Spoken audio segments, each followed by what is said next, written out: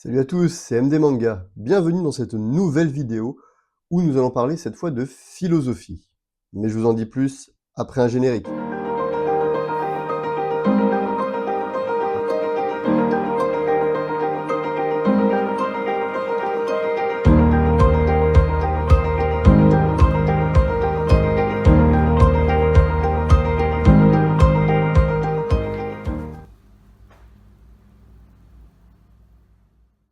Alors comme je vous le disais en introduction, nous allons parler philosophie. Mais rassurez-vous, ça parle aussi de manga, avec deux œuvres aujourd'hui qui sont la philo des mangas et la philo selon Demon Slayer.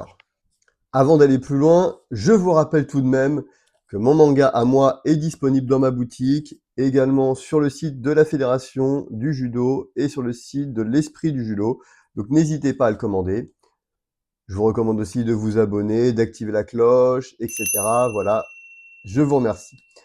Ceci étant fait, je vais maintenant vous parler brièvement de ces deux livres avant de vous présenter l'interview de son auteur qui sera, elle, découpée en deux parties. Alors, ces deux œuvres ont été écrites par Yvan Tavot et illustrées par Samuel Rimbaud et éditées chez Opportun Éditions. Alors, Yvan, il a d'abord commencé par ce premier livre, La philo des mangas. En fait, le but de ce livre, en fait, c'est de rapprocher des concepts philosophiques de mangas connus. Donc, en fait, c'est toute une série de concepts de différents philosophes et c'est expliqué à travers des situations et des mangas assez connus. On va y retrouver du Dragon Ball, on va y retrouver du Death Note, du Fairy Tail, du One Piece, enfin tous les grands mangas que vous connaissez, et c'est assez accessible et facile à comprendre. C'est ainsi que vous retrouverez des concepts d'auteurs tels que Socrate, Voltaire, Sartre et plein d'autres, rapprochés à des mangas comme Naruto, One Piece, Dragon Ball, Death Note, et ceci vous permettra un petit peu de connaître ces grands concepts par le biais d'œuvres qui vous touchent. Son deuxième livre est uniquement focalisé sur Demon Slayer. Le principe est un peu le même, c'est-à-dire que vous allez avoir plusieurs auteurs avec des concepts de ces auteurs qui sont très connus, mais tout expliqué par le biais de Demon Slayer. Alors je ne vous cache pas que c'est mieux pour vous de connaître un petit peu Demon Slayer, parce que sinon c'est vrai que vous seriez, je pense, un peu perdu. Mais néanmoins, moi qui ne connais pas l'histoire complète, j'ai pu très largement comprendre ce qu'expliquait l'auteur et finalement apprécier un petit peu mieux Demon Slayer. Nous avons finalement ici deux œuvres basées sur le même concept qui est de rapprocher la philosophie et les mangas et qui, je pense, seront tout à fait adaptés pour vous amener un petit peu à voir la philosophie autrement et de façon peut-être plus abordable. Mais donc, qui de mieux que son auteur pour vous expliquer de quoi il retourne? Je vous laisse donc avec la première partie de la vidéo qui va s'intéresser sur l'auteur, sa vie, pourquoi il a réalisé ses œuvres. Et il y aura ensuite une deuxième vidéo qui parlera plus en profondeur des concepts que vous retrouverez dans ces deux œuvres. Je laisse donc place maintenant à l'auteur et à l'interview. À plus. Bonjour Yvan, bienvenue et merci d'avoir répondu à cette interview. Tout d'abord, on va commencer par une question basique. Peux-tu te présenter? Alors très rapidement, donc j'ai 25 ans cette année, je suis né en 2000, donc c'est plutôt simple sur ça. J'ai un parcours un peu classique, on va dire, en France. J'ai fait une licence d'économie, enfin un bachelor d'économie, et après j'ai fait une grande école de commerce. Ça pour le coup c'est un peu plus atypique, mais j'ai réussi à faire un mémoire de philosophie pour terminer ma grande école, ce qui ça pour le coup est un peu atypique. En fait, de base, depuis la terminale, j'aimais bien la philosophie et j'ai un parcours avec les mangas depuis que je suis tout petit, parce que ma mère nous emmenait à la bibliothèque. Donc, j'ai ces deux grandes passions depuis toujours. Et là, depuis quelque temps, comme tu le sais bien, et c'est pour ça qu'on est là pour en parler, j'aime bien les mélanger, on va dire, pour ouvrir des mondes des deux côtés. Et après, en parallèle, je suis un gros joueur de cartes, donc tout ce qui va être Yu-Gi-Oh! Ou Lorcana. Et je l'écris également à côté, mais sur d'autres sujets, plus de la fantasy. D'accord, eh ben, c'est bien parce que tu as répondu à pas mal de questions. Parcours, manga. Donc le manga, t'en es venu au manga alors en allant à la bibliothèque au départ? En fait, mes 2 parents sont très BD de base, BD franco-belge. Donc à la maison, il y avait plein de trucs. Moi, quand j'étais petit, j'étais abonné à Picsou, Super Picsou géant et à Mickey Parade géant. Et puis à côté, je lisais les Lucky Luke, les Tintins, les Astérix. Donc ils étaient pas du tout manga. Mais ma mère, en fait, nous emmenait à la bibliothèque tous les mercredis après-midi. Et à la bibliothèque, on a commencé à découvrir Dragon Ball, enfin, les classiques, quoi, on va dire. Et il y en a un, entre autres, qui nous avait pas mal marqué, c'était Phoenix de Osamu Tezuka, qui est un truc D'accord. qui est, maintenant, en le relisant, pas du tout pour les enfants, quand on y Non. pense un peu. Mais quand on était petit avec mon frère, on adorait ça. Et ouais, Dragon Ball, ça avait été vraiment le premier gros manga pour le coup. Sans faire justement le truc de Akira Toriyama est incroyable. Au-delà de ça, c'était une grosse découverte. Et après, on a continué dans les classiques, hein, Bleach, Naruto, sachant que le premier manga que je me suis acheté moi-même, où j'ai commencé à acheter les tomes, paradoxalement, c'est Fairy Tail, qui est un peu moins décrié par la chronique maintenant, mais en fait, à Mm. l'époque, moi, j'aimais trop le principe des magiciens, le principe de t'évoluer au fur et à mesure, le shonen classique, c'était vraiment trop cool. Donc voilà, le parcours avec le manga, d'où ça vient. D'accord. Bon, donc la première œuvre qui t'aurait marqué serait peut-être bien Dragon Ball alors. Ouais, la toute première, c'est Dragon Ball, c'est sûr. Je me souviens que, en plus, à l'époque, en brocante, on arrivait à trouver les petits chapitres de Dragon Ball. Et j'avais un de mes potes, parce que moi, j'avais pas de console à la maison, mais j'ai mon ami d'enfance que je connais depuis que j'ai 3 ans, qui habitait dans la même rue. Et son frère avait une console, et dessus, il avait Tenkaichi Budokai. Donc forcément, je reconnaissais les personnages au fur et à mesure, je découvrais des trucs, sachant que on regardait pas les animés non plus, donc Dragon Ball GT. Alors, je me souviens qu'un de mes persos préférés, c'était Super C17. Quand j'ai lu Dragon Ball, j'étais en mode, mais il est où Super Ah C17? oui, je Genre, il voyais pas, non. n'existe pas. Ouais, c'est clair. Et donc voilà, et après, quand on partait en vacances, on allait lire à la Fnac quand on pouvait, quand on avait une après-midi ou autre. Donc ouais, Dragon Ball, c'était un des premiers gros mangas. Mais historiquement, celui qui a fait que j'ai commencé à en acheter, c'est Fairy Tail, plutôt. D'accord. Ok. Et Phoenix qui t'a marqué là de Tezuka aussi également. Ouais, Phoenix, Phoenix, en fait, c'était plus. Ça nous a marqué parce que ça nous a montré que les mangas, c'était pas que du shonen et qu'il y avait des histoires qui étaient beaucoup plus profondes. Et Hmm. même maintenant, je les ai réofferts à mon frère il y a quelques années. Et lui, c'est son manga préféré, mais de très loin. Non, j'en ai lu d'autres d'Osamu Tezuka, j'avoue, j'ai d'autres préférences. Avaler la Terre est vraiment particulièrement bien, je trouve.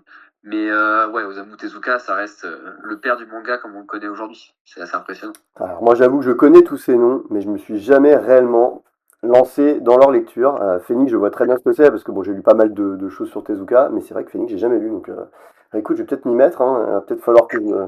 Parce qu'effectivement, c'est un des premiers, donc qui a un peu fondé les bases du manga. Voilà. D'accord. Bon alors du coup, aujourd'hui, parce que bon, les œuvres qui t'ont marqué, ok, mais aujourd'hui, c'est quoi ton manga préféré à date? Bon, alors, la question qui est impossible à répondre, toujours Allez, jamais. cite-moi un, Euh, toi, qui te vient comme ça. J'avoue, avec l'habitude, j'ai une petite réponse. En fait, j'ai un top 3 mais qui n'est pas un top 3 1, 2, 3, mais qui est plus les 3 qui sont vraiment importantes. En fait, j'ai l'œuvre qui m'a le plus marqué dans ma vie, dans le sens impacté, l'œuvre que je trimballe partout et qui est toujours aussi agréable que je pourrais relire tous les ans, et une œuvre que j'aime bien conseiller parce que je trouve que ça montre qu'on peut faire autre chose Hmm. et qui peut beaucoup plaire en étant un peu différent du classique. Donc l'œuvre qui m'a le plus marqué et changé ma vie, sans grande surprise, c'est un manga philosophique. C'est Aphorisme de la sagesse dans la vie. C'est un manga qui reprend un des grands livres de Schopenhauer. C'est fait par Kurosawa, qui est une chaîne d'édition de Kurokawa qui reprend des grands auteurs philosophiques mais qui les adapte en manga. Et D'accord. franchement, c'est pas un one shot. Tu peux le prendre comme de la philo, tu peux le prendre comme une histoire. Les deux fonctionnent et c'est trop bien. Donc vraiment, ça m'a Je marqué. En fait, quand je l'avais lu, Aphorisme sur la sagesse dans la vie. C'est vraiment, je pense, C'est possible que tout je ce que l'ai je peux derrière dire. moi et que je l'ai pas lu. Bah, c'est un des mangas que je conseille le plus. Genre vraiment, je le trouve impressionnant. Le manga que je pourrais relire en boucle, pour grande surprise, c'est Dragon Ball. Bah, il y a preuve, il y a un mois, j'étais à Nantes dans ma maison d'enfance. J'ai relu Dragon Ball, parce que c'est toujours aussi bien. Et le manga, pour le coup, que j'aime bien conseiller et pareil, que j'aime énormément, ça vient d'un mangaka qui s'appelle Haro Azo, que j'aime beaucoup. C'est Alice in Borderland, et en 18 tomes, et après, il a fait 2 tomes Alice in Borderland Retry, et il a fait un autre Alice in Border Road, qui reprend un peu le même concept, mais qui est un peu différent. Et en fait, Aroazo, c'est un scénariste dessinateur qui maintenant n'est plus que scénariste. Et en fait, le mec aime bien la philo, ça se sent déjà de base, mais je sais pas s'il sait qu'il fait de la philo ou s'il s'en est rendu compte au fur et à mesure. J'avoue que c'est un des mangaka avec lequel j'aimerais le plus discuter, Hmm. parce que c'est hyper intéressant comment il arrive à créer ses personnages, et surtout, il arrive à développer une multitude de personnages, et c'est pas très manichéen, genre ces personnages évoluent vraiment. T'en as un, pendant 10 tomes, tu vas le détester, et en fait, tu vas te rendre compte que bah, il est intéressant, même le personnage, et lui aussi, il évolue. Et bon, il y a une série Netflix, je sais, qui a été faite. Je l'ai vu, moi Je j'ai vous vu que ça, moi. conseille Bah, comme toute personne qui apprécie le premier œuvre, je ne suis pas spécialement fan de la série Netflix, mais elle a permis à plein de gens de le découvrir, donc pour ça, je suis content. Ok, bah faut que je Et le ouais, lise, les hein, ça. Greenland, je le recommande beaucoup, beaucoup. Et si on doit faire un petit côté francophone, pendant très longtemps, je recommandais Dreamland, parce que bah, j'aime bien Renaud et ce qu'il fait, c'est assez impressionnant. Ouais. Mais j'avoue que sur les dernières années, il y en a un autre qui est une série finie en plus que j'aime énormément, c'est Sleepy Hall de Guillaume Lapère et Rémi Guérin, si je dis pas de Ouais. bêtises. Sleepy Hall, c'est du bon. C'est vraiment très du très bon. D'accord. Bah, CTO, je crois qu'il est sorti quasiment pareil comme Dreamland. Il y a un des premiers mangaka français, hein. Ouais, C'est ouais, assez c'est vieux, hein. Irving Souli, ils ont... Moi, j'ai jamais Bah, lu franchement, non plus, mais Dreamland, oui, Dreamland, j'ai tout lu. Mais effectivement, City Hall, je l'ai vu, je l'ai jamais lu. Enfin, qui m'intéresse. bah, Guillaume Lapère, en plus, bah, il sort avec Elsa Brandt, qui est une autre mangaka français, pour le coup, avec qui j'avais pu discuter à Japan Expo. Parce qu'on va en parler plus tard, mais dans les projets, je suis en train de faire aussi un manga en parallèle. Et moi, j'avoue que vu que je suis moins dessinateur et que je suis plus sur la partie scénario et storyboard, Studio, ça m'a pas mal marqué parce qu'ils avaient des concepts en storyboard que j'avais vu nulle part ailleurs. Alors pourtant, j'ai beaucoup, beaucoup lu. Entre autres, ils ont une page qui est trop intéressante où, en fait, avec la transparence, si tu soulèves la page avec la lumière, tu peux voir un dessin des deux côtés. C'est un truc tout bête, mais j'étais en mode pour y penser, etc. Enfin, Ah c'est ouais, très ouais, intéressant. j'ai jamais vu ça, non, effectivement. Ouais, Ouais, mais ouais, c'est vachement un intéressant ça. petit français en du talent. Ouais, ça me donne des idées, tiens. Je vais reprendre des concepts, moi. Non, c'est pas con, ouais, effectivement, comme ça, t'as une double lecture. En fait, c'est-à-dire que tu vois un dessin derrière qui se rajoute finalement au dessin de devant. C'est ça. En fait, tu vois bah, dans la scène, bon, sans trop spoiler, c'est quelqu'un qui regarde à travers un miroir. Et en fait, si tu regardes la page juste collée à ton truc, bah, il regarde à travers le miroir et il se parle tout seul, t'as l'impression. Et en fait, quand tu retournes la page, tu vois que de l'autre côté, il y a un truc qui est écrit dans le mauvais sens. Et quand tu mets la page en réflexion, tu vois en fait que le miroir le répond. Et qu'il y a quelqu'un d'autre de l'autre côté. Ah, c'est énorme. Et c'est vraiment spécifique, mais c'est super bien fait, je trouve. D'accord. Ouais, bah tiens, rien que pour cette page, je pense qu'il va falloir que je regarde. Pas mal. Ok, bon alors, pour la partie manga, présentation d'auteur, c'est pas mal du tout. On va parler un peu philo quand même. Parce que, Ouais, bon, quand même. tu l'as plus ou moins dit tout à l'heure, mais finalement, comment t'es venu à t'y intéresser à la philo? Alors là, pour le coup, on va plus parler parcours de vie, éducation. Moi, j'en ai une famille qui est classe moyenne. Mon père est un peu classe moyenne plus, mais il a fait le choix de nous mettre dans un collège qui était, c'est pas de la REP, mais disons qu'en face de nous, c'était des HLM. Et très vite, en fait, au collège, je me suis un peu ennuyé en cours parce que j'y arrivais facilement. En gros, j'avais des facilités par rapport à ce qui se passait autour. Et du coup, vu que j'avais ces facilités-là, quand j'ai dû choisir mon lycée, j'ai fait exprès de choisir le meilleur lycée public de ma région, qui était le lycée Clémenceau, voilà, qui est le lycée qu'a fait Jules Verne. Place l'info parce que moi, ça me régale. Mhm. Mais voilà, donc le lycée public, toujours, mais quand même le meilleur de la région, avec des classes préparatoires après derrière. Et je me souviens toujours de la phrase de prof de maths en première de on vous prépare pas pour le bac, on vous prépare pour la prépa. Moi j'étais en mode, déjà le bac, on verra ensuite, tu vois. Et du coup, je suis passé d'un collège où j'étais le premier ou le deuxième meilleur, où j'avais genre 18 de moyenne, à un lycée où en fait, où je suis arrivé, j'étais en mode conquérant. Premier trimestre, j'étais à 13 de moyenne, je faisais partie de la moyenne basse, j'étais en mode, ok, donc la vraie vie est plein de gens très bons, et je ne fais pas partie des gens Ouais, moyens. ça fait mal. Ça fait un peu mal, mais en vrai, c'était plutôt pas mal de découvrir ça. Et du coup, on arrive en terminale, et on commence à faire de la philosophie. Ouais. Et la professeure s'appelait Madame Wadi. J'en savais toute ma vie, je pense. D'ailleurs, elle avait. Alors, ça, c'est pas très gentil, mais à l'époque, on l'appelait Bou, parce qu'elle ressemblait un petit peu à Bou, femme gentille. Enfin, bref, voilà. Mais voilà, c'est C'est les pas petits flatteur. soucis où quand tu es un enfant, tu es tout ce que innocent. Et, du coup, le truc, c'est que la manière dont elle nous apprenait la philo, c'était une manière d'apprendre à des gens un peu aisés sur la vie et une vision de la vie qui était un peu simplifiée. Genre, par exemple, tu vois, le travail, elle avait une vision du truc où on devait choisir un travail qui nous plaisait. Parce qu'on peut choisir un travail qui nous plaît. Moi, je venais d'un milieu où la plupart des gens, ils travaillaient bah, pour se nourrir, pour manger. Enfin, c'était pas du tout la même vision que j'avais. Du Mhm. coup, j'avais un peu comment dire, une dissonance par rapport à ce qu'elle nous racontait en cours. Et bon, enfin, je suis toujours un petit gamin con, et du coup, j'avais le truc de, ok, bon, elle pense vouloir apprendre des choses, bah, je vais lire par moi-même, et comme ça, après, je ferai mieux, tu vois. Donc, du coup, j'ai commencé à m'intéresser à la philo, mais je me suis rendu compte d'un truc tout bête, c'est que rentrer dans la philo, sans avoir de base, c'est très compliqué. C'était vu comme un milieu très élitiste, comme un milieu Mhm. où, comment je pourrais dire, où tu es censé bien trouver tes mots dès le début, où t'as pas trop de place à l'erreur, ou quand tu dis quelque chose, par exemple, là, tu vois, quand on dit qu'on fait de la philosophie, ça veut dire que tu es censé avoir un bagage derrière, que tu sais ce que tu dis, Ouais. ce qui est très compliqué du coup. T'as une, comment je peux dire ça? T'as une barrière à l'entrée qui est très élevée. Et donc, je suis passé par un truc qui me plaisait, donc la pop culture, et j'ai lu un livre, entre autres, d'ailleurs, je vous le citer, mais à chaque fois, j'oublie le nom de l'auteur, ce qui est pas sympa. Le livre, c'est des philosophes et des héros, voilà, et c'est de, désolé, j'ai un peu froid, je tombe un peu. C'est Ah, de Saint-Maurice. mais Thibaut de ok, Saint-Maurice. d'accord. Bah, j'essaierai de le mettre en incrustation tiens, quand tu as. Alors, des philosophes et des héros, je trouve que pour commencer à apprendre la philo, c'est super, parce qu'en fait, il prend Spider-Man, Batman, enfin Tarzan, il prend des grands noms qu'on a, et il met justement des concepts philosophiques en parallèle. Et surtout, la manière de penser, c'était pas n'importe quel auteur de Batman, ou bah, par exemple, on va parler de Stan Lee par rapport à Spider-Man, c'est pas Stan Lee, il pensait comme ça, et donc il a écrit Spider-Man comme ça. C'est Spider-Man, il agit comme ça, et en fait, dans la philosophie, quand on agit comme ça, on a déjà eu des courants qui disaient que ça faisait ça, ça ou ça. Donc c'est pas ce que l'auteur y pensait, c'est pas ce que le personnage il voulait qu'il fasse, Mhm. c'est ce qu'on voit dans le personnage et ce qui a existé qui peut nous faire penser à ça. Donc c'est une manière d'approcher qui est très intéressante. C'est pas on essaye de penser ce que l'auteur fait, c'est on est en mode du point de vue lecteur, voilà ce qu'on peut en retirer, voilà ce qu'on peut comprendre et voilà ce qu'on peut ne peut-être pas comprendre. Et en fait c'est ça que j'ai bien aimé de la philosophie, ça reste un truc très subjectif sur certains points Ouais. et ça dépend de chacun. On va pas être d'accord sur tout au niveau de la morale et c'est normal. Par contre, on peut peut-être essayer de trouver des définitions qui conviennent à un maximum de personnes. Et c'est là où rentre la logique en jeu et c'est en fait il y a une grosse logique mathématique aussi dans la philosophie parce que historiquement la majorité des philosophes n'étaient pas que philosophes. Si Ouais. on cite du Descartes, si on cite du Kant, si on cite des gens comme ça, ils étaient scientifiques, ils avaient d'autres choses à côté. Ouais, ouais. Descartes, s'il est connu aussi, c'est pour les mathématiques.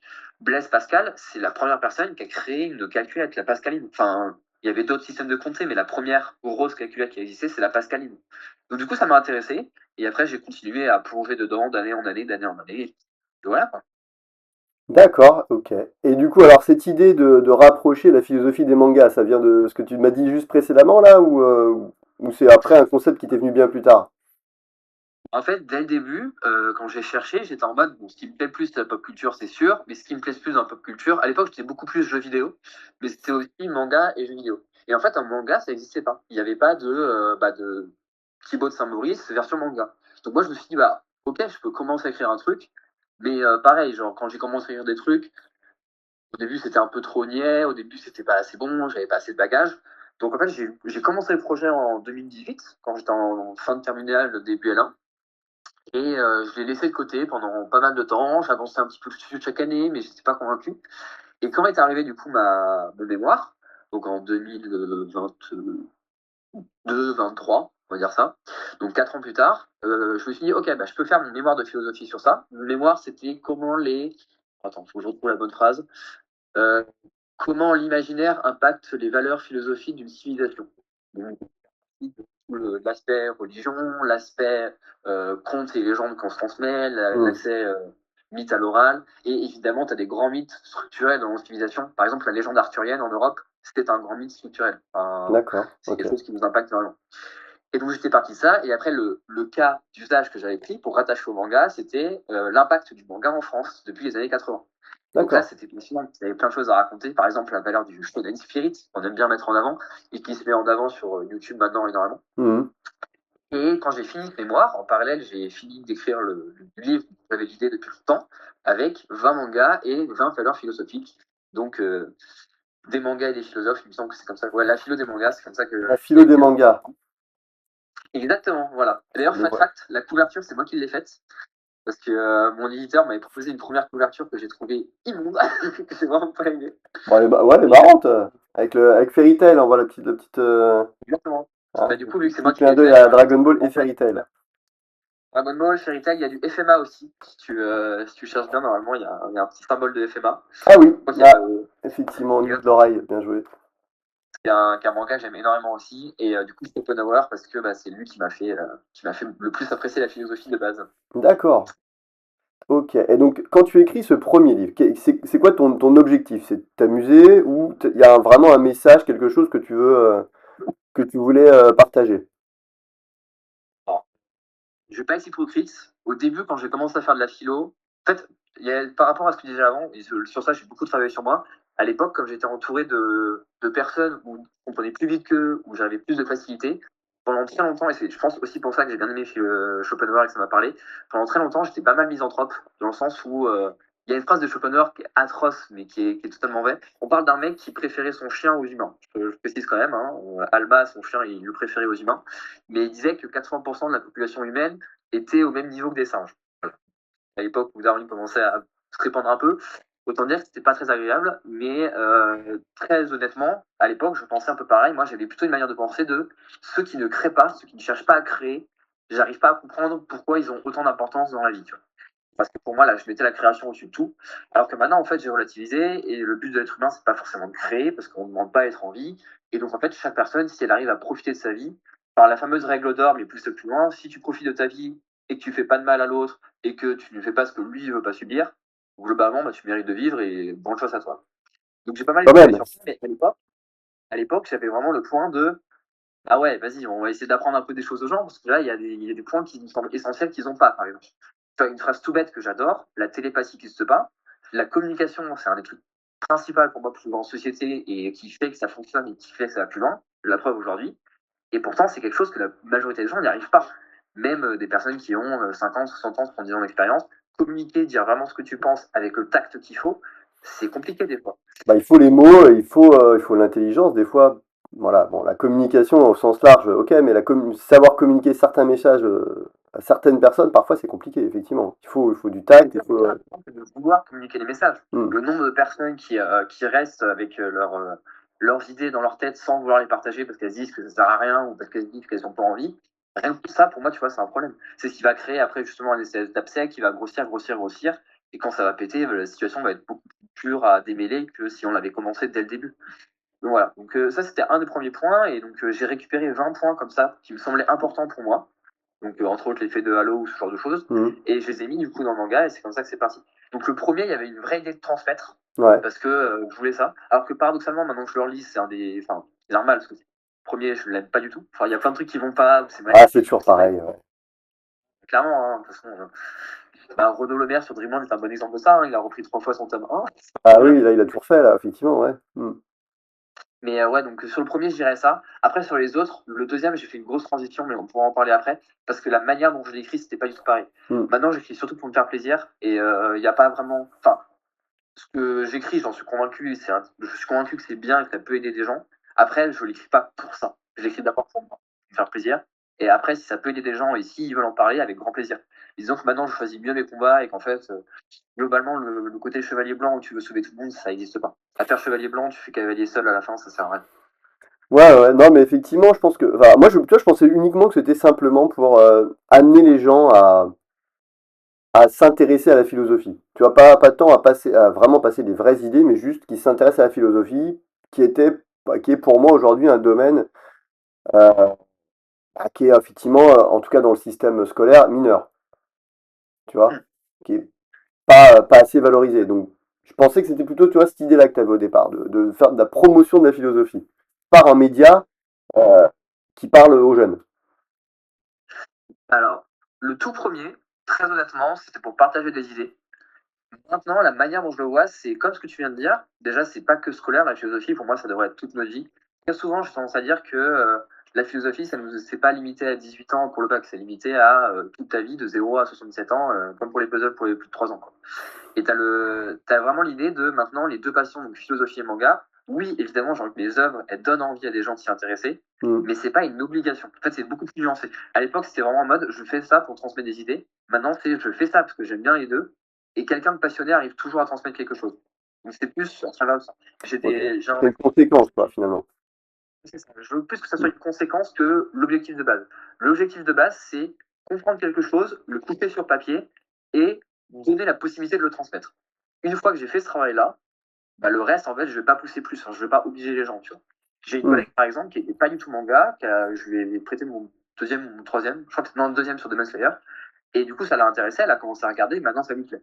Donc, en fait, au final, c'est plus, ça peut donner impulsion, c'est l'idée, et surtout, l'autre truc, moi, je voulais démontrer à la base, mais maintenant, en fait, ça a tellement changé là en 3 ans que je n'ai même plus besoin de le faire, c'est de montrer que les mangas, c'est pas seulement, pour citer notre bon Zemmour à la télé à l'époque, bou, c'était beaucoup plus de choses derrière et de créer un pont entre justement l'intellect et le manga. Mais ce pont-là, maintenant, sur les 3 dernières années, il a tellement été franchi après le Covid que j'ai plus la prétention de pouvoir apporter quoi que ce soit là-dessus. C'est fait. Genre, les mangas sont reconnus comme étant quelque chose. Maintenant, on a l'Angoulême, on a eu des cas mais magnifiques de mangas qui ont été traduits internationalement. j'ai plus besoin de faire ça, je pense. Ça, Non, non. cette barrière-là, elle s'est effondrée. C'est vrai que c'est beaucoup moins considéré comme quelque chose pour les attardés mentaux aujourd'hui. Ce qui était vraiment le cas Ah, dans mais les clairement. années 80-90, hein. Ah ouais, moi, du coup, j'ai pas connu ça, mais quand j'ai fait mon mémoire et puis même après en parlant en convention avec des gens, tu sentais qu'il y avait quand même un gros plaisir. Moi, quand j'étais en grande école, je faisais surveillant d'école primaire entre midi et 2. Et je voyais les enfants jouer dans la cour à Naruto, à Dragon Ball ou Ouais, autre, ouais. Mhm. qui à l'époque, enfin même quand moi j'étais jeune en primaire, c'était pas réalisable quoi. Enfin, ou alors t'étais les deux trois geeks au fond de la classe, mais Oui, c'est tout. voilà. Moi, j'ai fait partie des premiers geeks, hein, on va dire, à ce niveau-là, au niveau manga. Mais j'ai eu la chance que, enfin, globalement, j'avais des potes qui étaient cool. Et comme j'étais un peu, tu vois, un peu sportif, j'étais pas la caricature du geek, donc ça passait bien. Et j'ai des potes qui Ouais. s'intéressaient au manga aussi autour de moi. J'ai toujours eu finalement quelques-uns qui s'intéressaient autour de moi. Je me suis jamais senti seul dans cette passion. Mais c'est vrai qu'aujourd'hui, en fait, le manga, mais tout le monde lit des mangas. Enfin, tout le monde. Non, je suis un peu trop large, mais beaucoup de gens lisent des mangas de tous horizons, en fait. Alors Ah bah, clairement. qu'avant, franchement, tu parlais d'un manga, tu vois, je parlais d'Evangélion dans les années, début des années 90. Enfin, peut-être pas début des années 90, à milieu des années 90 quand c'est sorti, mais les gens, c'est c'est quoi ce truc, quoi? Je comprends rien, ça sert à rien ton truc. Donc, Ouais, non, non, non, c'est c'est vrai sûr. que ça a bien changé, et je suis d'accord qu'aujourd'hui, c'est moins vu comme quelque chose de mineur, donc c'est plus facile, effectivement, de faire passer des messages via les mangas. En vrai, le Covid a beaucoup aidé sur ça parce que Ah ouais? déjà pré-Covid, du coup, j'étais en licence. Et en licence, pour le coup, moi, j'ai vu que j'étais en licence, enfin en bachelor, école de commerce, là, ancien, là. Mhm. Il y avait peu de gens qui lisaient des mangas. Et même dans les gens qui lisaient des mangas, t'en avais peu qui étaient aussi passionnés que moi, voire même aucun. Genre, j'avais aucun pote qui était autant passionné que moi. Je suis Et étonné même quand même. parmi mes potes, C'était quelle année ça? Dans les 2020 du coup? c'était 2019 à 2021. Ah ouais, attends. Mais c'était un contexte social différent. Enfin, c'est école privée post-bac, Oui, peut-être qui que touche un c'était peu peut-être voilà, un peu élitiste et. ouais, c'est un milieu social un peu Hmm. particulier. Et du coup, tu as le côté de. Bah ouais, enfin, par exemple, tu vois, je joue à Yu-Gi-Oh!, j'en parlais pas à voix haute. Pourtant, quand je suis à l'école, là, pour le coup, bah, je me suis retrouvé dans l'assaut des geeks. Je me suis fait des super potes pour jouer à Yu-Gi-Oh! Je me suis retrouvé des gens avec qui discutaient de manga, mais en long, en large et en travers. Et c'est justement ce qu'il y avait ça. Bah, un des premiers projets quand je suis arrivé en école, on devait créer un projet de A à Z. J'ai fait l'encyclopédie des mangas français. D'ailleurs, à l'époque, c'est pour ça que je t'avais Je contacté. connais bien. On avait fait des Je l'ai là derrière. exactement.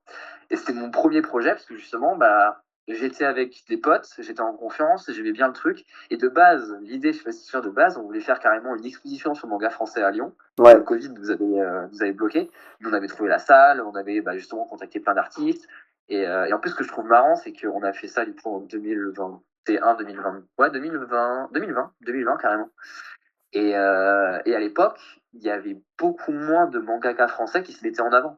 Maintenant, Hmm. avec Instagram, t'en trouves facilement, mais Ouais. enfin, à l'époque, c'était à 5 ans, quoi. Mais il y a 5 ans, c'était pas du tout le même Le écosystème. manga C'était français a bien explosé aussi, hein, c'est vrai. pas de fou. Il y a plein de jeunes artistes qui sont arrivés. Et quand tu vois la scène maintenant, entre des Géraud, entre des Poissons Labo, entre bah, justement Just Louis aussi, Hmm. enfin, t'as une scène de manga français maintenant, on peut en être fier, hein. Et Ouais, comme non, tu c'est vois, je clair, pense hein. pas encore avec l'analyse de Poisson Labo, ce qu'il nous faudrait, c'est des animés. Il nous faut un ou deux animés français qui explosent et Hmm. puis Ouais, ça parce paye. que l'adaptation de Radiant, bon, elle a été faite par les Japonais, mais elle est pas folle, hein, je trouve. Ouais, non, je suis assez d'accord.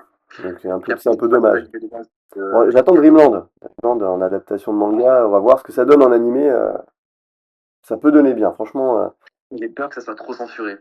Ah, ça le sera. Bon, regarde, City Hunter, ça a eu du succès, alors que c'est carrément censuré. Voilà, Donc, c'est pas impossible, il faut que ça soit bien fait. c'est sûr. Mais Alors, entre son j- tout j'ai- premier tome à l'époque, désolé, je suis parti, mais entre son tout premier tome à l'époque et le premier tome qu'il a ressorti en remaster pour j'ai les pas fait la différence. Il est plus censuré, le nouveau? je trouve qu'en fait, c'est pas censuré, mais tu sens qu'il est plus vieux, qu'il est devenu papa. Il est plus Les sage. blagues sont moins crues qu'à l'époque, quoi. Faudrait que je regarde, parce que j'ai les deux, hein. J'ai le remaster et le normal. Faudrait que je regarde Ah, s'il y a mais il y une avait vraie vraiment ça qui différence. la scène qui m'a le plus choqué, c'est quand Eve se réveille et devient voyageuse. Les textes sont vraiment pas les mêmes. Ah ouais? C'est Ah possible. bah, je vais regarder ça. Je vais regarder ça, ouais. Bon, effectivement, oui, je pense qu'il y a des trucs qui passent pas à tout public. Certaines scènes, voilà, certaines scènes qui passeraient pas, mais en tout cas, le concept et l'univers de base, ça peut s'adapter. Tu vois, Dragon Ball, il y a quand même des trucs qu'ils ont réussi à adapter, alors que, bon, je pense que, Les premiers tomes avec Tortue Géniale, c'est sorti voilà, il y avait tellement des bien. trucs qui étaient un peu limites, en fait, hein. Mais bon, je sais pas, c'est une autre époque, c'est cela dit, on verra. On verra. Bon, allez, avançons un petit peu. parce que après, on va dire qu'on dépasse. J'ai une dernière question un peu d'ordre général sur la philosophie et sur quelqu'un, peut-être, je sais pas si tu le connais, un mec qui se fait appeler Gatsu Sensei. Oui, bah, évidemment. Ok, est-ce que lui, ça t'a un peu inspiré parce que où il est arrivé après, je sais pas, parce qu'il fait un peu la même chose que toi, et en écrit, et sur sa chaîne Ouais. YouTube. Alors, pour le coup, il est arrivé après. Enfin, je l'ai découvert après, et la manière dont j'ai découvert, c'est que quand moi j'ai signé mon premier contrat en boîte d'édition quand j'ai fini mon mémoire, donc du coup, c'était début 2023. Et, euh, et en fait, quand j'ai signé mon contrat, un mois plus tard, Gatsu est arrivé aussi dans la boîte d'édition. Donc en fait, on est collègues entre parenthèses. Du coup, D'accord, c'est pour ça que je le connais en Salim, je le connais en vrai pour le coup. d'accord, ok. Et, il est très sympa, c'est un bon ami. Enfin, un bon ami, c'est un bon pote. Et le truc, c'est que lui, il est vraiment proche de philo et il avait l'idée depuis longtemps d'être Ouais, influenceur. Ce qui, moi, n'est absolument pas mon idée. Je veux pas devenir influenceur. Enfin, c'est pas. Je j'ai pas la passion spécialement de me publier en face. Déjà, au Japon, j'ai dû apprendre à publier mes têtes parce que pour le marketing du livre, bah, j'allais devoir faire convention, etc. Et c'est pas dans mon habitude. Enfin, moi, hmm, je suis bien où je suis dans ma vie. On fait un peu la même chose, mais par contre, ce qui est marrant, c'est que comme dit au tout début, du tout la même vision des fois sur des œuvres parce que bah, c'est la vision lecteur qui impacte. Et surtout que j'en ai parlé plusieurs fois avec lui et s'il écoute, désolé Salim, mais tu sais que je ne changerai pas d'avis là-dessus. Lui, il est un peu matrixé parce qu'en fait, en France, quand tu fais un master de philosophie, tu dois choisir soit un sujet, soit un philosophe. Et en fait, pendant 2 ans, tu ne bouffes que ça. Genre vraiment, pour ton master, c'est important, ce sera ta spécialisation. Tu vois. Et en hmm, plus, lui, derrière, il a passé la grecque, donc il est prof de philo. Donc forcément, il a un chouchou. Son chouchou à lui, c'est Nietzsche. Et du coup, il a tendance à beaucoup voir par ce biais-là, tu vois. Là où moi, ma d'accord. vision de la philosophie, c'est beaucoup plus en mode Rousseau ou Émile ou de l'éducation. C'est en fait, je teste par moi-même, j'ai une idée, je la pousse au maximum de mon côté avec mes idées, mon entourage, etc. Et une fois que je sens que j'ai fait le maximum que je pouvais faire moi-même, je vais voir ce que les auteurs en ont parlé dans le passé, tu vois. Hmm. Donc c'est une vision qui n'est pas du tout la même chose de partir d'une analyse de texte pour parler d'une idée ou de se développer sa propre idée, puis de voir ensuite ce De qui existe voir que les autour. autres, ouais, ok. Hmm, Ça. Par contre, ma méthode avait un souci, que j'ai mis du temps à mettre en place, c'est que ça me demande une remise en question qui est hyper importante. Parce que ça veut dire que mon idée n'est pas forcément la meilleure ou que je dois changer des choses chez moi. Et ça, pour le coup, ça a mis du temps à se mettre en place parce que bah, forcément, on aimerait tous être convaincus que notre idée est la meilleure, ce qui n'est pas toujours le cas. Donc du coup, voilà, ça demande pas mal de temps. Et l'autre point aussi, c'est qu'en France, on aime bien les titres où on aime bien licence, master, professeur de philosophie. Lui est professeur de philosophie, ce que je ne suis pas.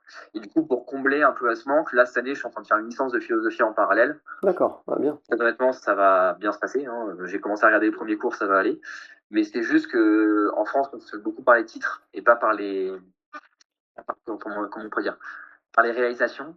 Mais tu vois, si on parle de philosophie ensemble avec Gassou, il a un plus gros bagage que moi, c'est sûr. Hmm. Mais j'ai quand même beaucoup de concepts où je peux en parler avec lui sans aucun problème, tu vois. Donc pour te dire, non, non, pour moi, on fait pas la même chose. Parce que moi, je continue à majoritairement écrire et c'est un truc, encore une fois, plus personnel. Ou alors que lui, il a un vrai objectif de transmission, slash influence. Ouais, On va ouais, dire bah ça. lui, il est clairement, et même s'il a écrit des choses, il est clairement plus présent sur, enfin, très présent sur YouTube, je trouve, et il se beaucoup de vidéos. Alors moi, j'ai pas TikTok, moi je me refuse à TikTok, comme je le refuse à Ouais, mes enfants. son format à Gatsu, c'est beaucoup plus ce qui est short reels, Ah, il fait plus de Insta. short. Ok. Ouais, c'est ça. Mais tu vois, par exemple, un truc tout bête, on en avait parlé ensemble. Moi, mon objectif à terme, c'est d'être mangaka comme toi. Enfin, d'avoir le truc de j'ai mon manga dans les mains. Je travaille Ouais. dessus depuis pas mal de temps maintenant. Yasu, pour le coup, c'est pas son objectif pour l'instant. Donc, c'est pour ça qu'on a des objectifs un peu différents, mais la passion derrière est la même. Et d'ailleurs, au niveau Weeb, Geek, etc., il est beaucoup plus que moi. À chaque fois qu'on a fait des conventions ensemble, à chaque fois, lui, il faisait des cosplayers, tu vois. Moi, Ah ouais, d'accord. j'ai fait du cosplay à l'époque, mais enfin, j'en ai fait 2 fois et ça me tente pas plus que Moi, ça. ça me tente Par pas contre, du en tout, non. convention, Ouais. j'adore discuter avec les gens. J'aime trop ça. Genre, je trouve ça trop passionnant. Non, mais bon, c'est bien que tu le connaisses, tu vois. Bon, je me suis dit, tain, quand je suis tombé dessus, j'ai fait, parce que bon, j'ai un peu fait des recherches, je suis tombé dessus, et ils ont quand même quelque chose en commun, là. S'ils se connaissent pas, c'est dommage. Ouais, exactement. Et Bon, d'ailleurs, on s'est filé nos livres mutuellement, etc. D'ailleurs, son livre est très bien, je le conseille aussi, il est très très cool. Il a une approche beaucoup plus forcément court que oui. moi, parce que lui, il prépare pour le bac. Hmm. Mais c'est vachement intéressant. Puis même, c'est un gars qui est adorable. Genre, il est gentil dans la... Je lui donnerai un saké d'ailleurs, un jour.